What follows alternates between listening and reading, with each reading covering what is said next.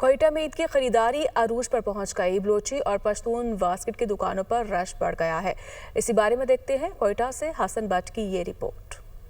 ईद पर बलोची वास्कट ना खरीदी जाए तो ईद की तैयारी अधूरी सी लगती है। कोयटा के बाजारों में ईद की शॉपिंग के लिए इन दिनों खरीदारों का रश बढ़ चुका है, जहां खरीदार बलोची वास्कट खरीदने में ज्यादा दिलचस्पी ले रहे हैं। ईद की तैयारी में लगे हुए हर कोई अपना अपना शॉपिंग कर रहे हैं और अभी मैं वास्कट लेने आया हूँ क्योंकि ये बलोचों और पठानों की जो रिवायत है ईद इसके बगैर बिल्कुल नामुकम्मल है। इसी वजह से तो हम लोग इसको शॉपिंग के लिए आए हुए।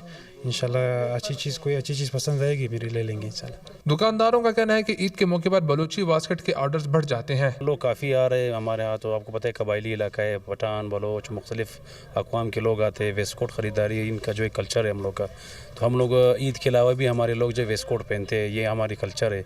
तो माशाल्लाह हम लोगों ने काफ़ी ज़बरदस्त वैरायटी बनाया है।